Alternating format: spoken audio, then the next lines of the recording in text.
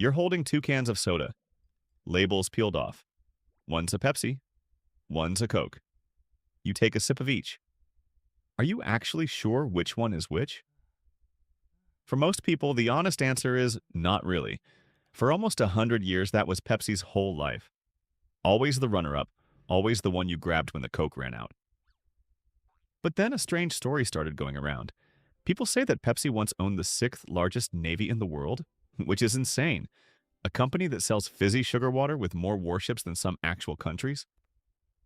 The story's been passed around the internet for years, but is it true? Here's the answer.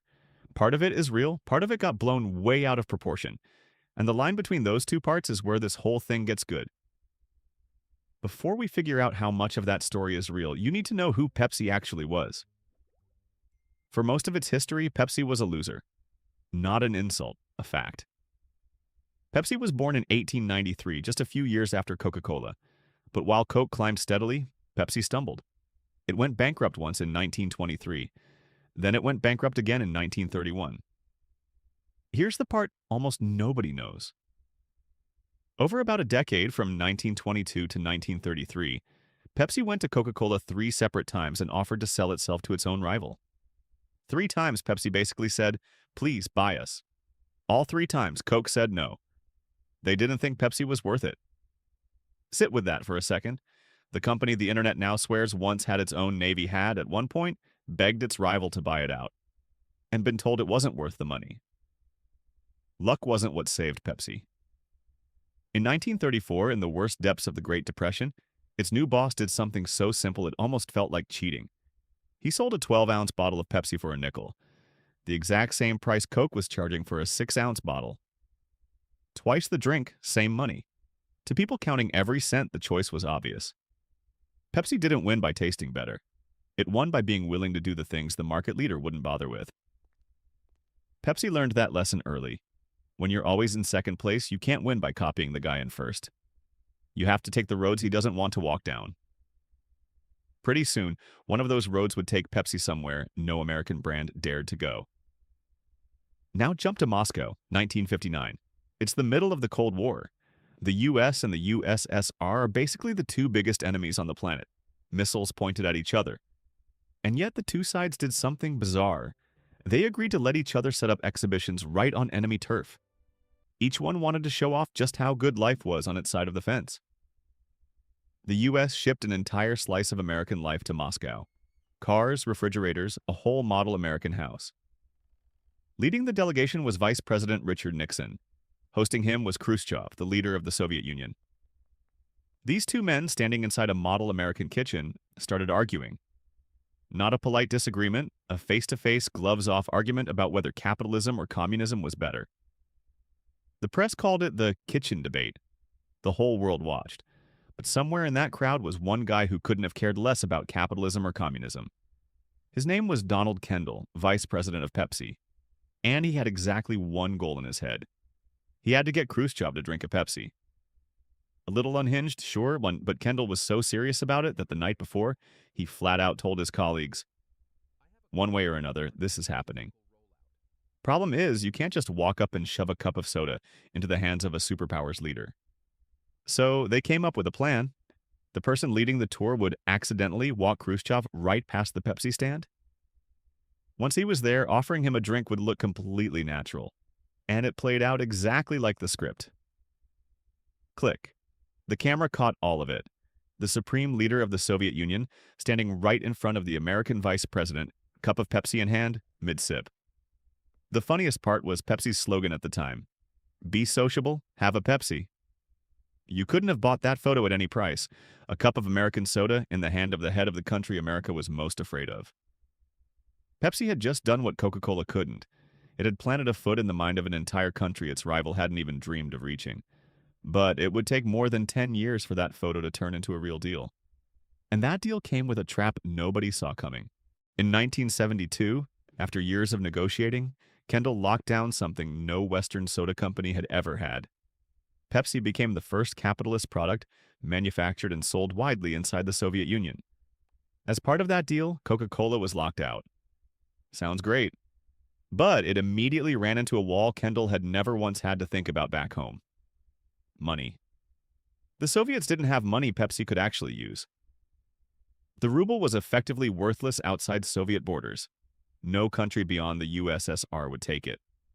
You could haul a truckload of rubles to the West and buy nothing with it. Which raises a genuinely funny question. If your customer loves your product but has no money you can spend, what do they pay you with? The Soviet answer was vodka. So the two sides struck a straight barter. Pepsi ships soda into the Soviet Union. In return, Pepsi gets exclusive rights to sell Stolichnaya vodka back in the US. No dollars, no rubles, cola for vodka.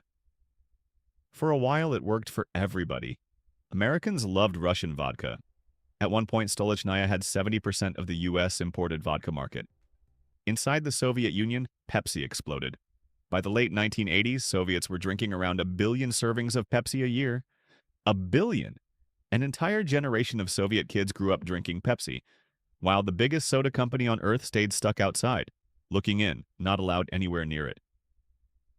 Then, in 1979, the Soviets invaded Afghanistan. The whole cozy little arrangement started to fall apart. US-Soviet relations soured fast, and doing business with Soviet products in America took the hit. Stolichnaya, the vodka Pepsi was living off of, went from a bestseller to dead stock. One American paper joked at the time that America's love affair with Russian vodka had slipped right off the rocks and gone down the drain. Now Pepsi was genuinely stuck. Inside the Soviet Union, Pepsi was selling more and more, which meant the Soviets owed Pepsi more and more. But the thing they were paying with, vodka, nobody was buying anymore. The mountain of Pepsi kept growing, and the thing meant to balance it kept collapsing. The math was clear. The Soviets needed something else to pay with. Something worth a lot more than vodka. Something the West would actually take. The trouble is, a country running out of cash like the USSR in the late 80s, what could it possibly have lying around that was worth anything? Turns out, it did. And that's where the story takes a turn no one saw coming. Spring of 1989. Kendall, now the head of Pepsi, pushing 70, flew to Moscow to renegotiate the contract. He wanted to be paid a huge sum for the mountain of soda Pepsi had poured into the Soviet Union over the years. The Soviets still had no cash. Same old story. But this time, what they pulled out to settle the debt, nobody saw it coming. They offered to pay in warships. Yes? War? Ships. Sounds like a joke at first, but the logic behind it is almost scary how much it checks out. By the late 80s, the Soviet Union was falling apart. Dead broke, but stuffed to the ceiling thanks to decades of blowing the budget on the military with one thing: old military hardware. The Soviet Navy was already dragging its obsolete ships out to sell for scrap, so they handed Pepsi a whole stack of them. 17 submarines, a cruiser, a destroyer, a frigate. Hold on. Stop for a second and really picture this. A company that sells carbonated sugar water. The same company that 60 years earlier was on its knees begging a rival to buy it. Now, on paper, in black and white, the legal owner of 17 submarines. Kendall himself couldn't hide how much he loved it. According to the New York Times, he turned to the US president's national security advisor and joked, "We're disarming the Soviet Union faster than you are." A soda salesman saying that to one of the most powerful people at the Pentagon. Bold. Right at that moment, the myth was born. Because the version that's been passed around online for years is, right then, Pepsi became the 6th most powerful navy on Earth. Bigger than Spain. Bigger than Australia. A cola company, 6th in the world in naval power. It sounds amazing. Share it online. Instant viral. Just one small problem. It isn't true. Here's the reality. And this was actually cross-checked against Jane's Fighting Ships, the most respected naval reference book in the world. Those 17 submarines, even if you counted them as a whole country's fleet, would only tie Pepsi with India for 7th place in number of attack submarines. Not 6th. Not a mighty armada.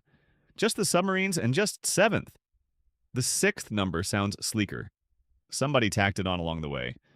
But the ranking is the small stuff. The bigger problem is the ships themselves.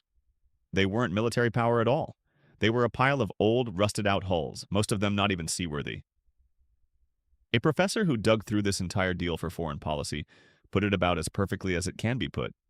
Saying Pepsi had naval power is like saying a rusty beater in the driveway is a Formula One car. Pepsi knew it. They didn't build a navy. Didn't hire sailors, didn't train anybody. Nobody ran a Pepsi flag up the mast of a submarine for the aesthetic. They did exactly one very sober thing. Took the ships, turned right around, and sold them straight to a scrapyard in Northern Europe for the metal. Done. Put bluntly, Pepsi's Navy existed just long enough to sign the paper and sell it off. Its entire glorious naval career, when you break it down, was one scrap metal transaction. Except the scrap this time happened to be Soviet submarines. So, which part is real? Pepsi did legally hold the ships. Real. Kendall did crack the disarming the Soviets joke. Real. But the sixth largest navy in the world part got pumped up by the internet, out of a pile of scrap waiting in line to be melted down. The truth, it turns out, isn't as epic as the rumor. But think about it, it's actually funnier. Here's the thing. Those rusty submarines were actually the smallest piece of Kendall's plan.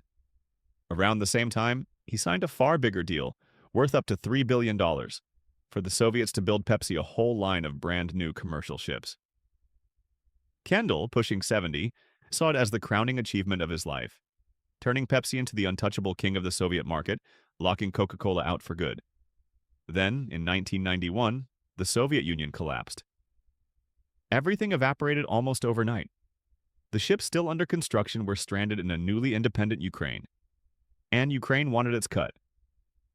Contracts signed with a country that no longer existed were not exactly enforceable. The whole empire Pepsi had spent 30 years building on daring, reckless moves fell apart in a matter of months. And Coca-Cola? The king who'd been stuck outside the gate all those years finally came pouring in.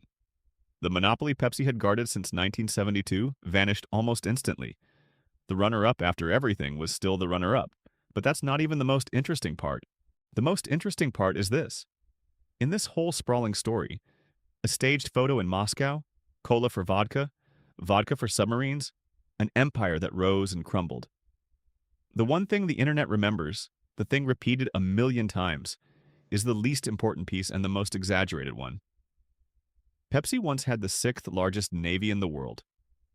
Not because anyone set out to lie, nobody sat down to make it up. It's just that between a messy truth, seventh in submarines, all of it scrap waiting to be melted, and a clean, punchy line that rings like a bell. Sixth largest navy in the world. The line that rings like a bell wins every time.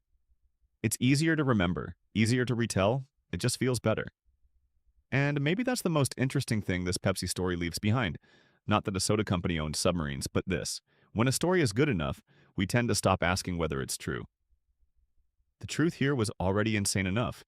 Cola traded for warships in the middle of the Cold War. And even that got inflated into something bigger. Maybe because a strange truth is interesting.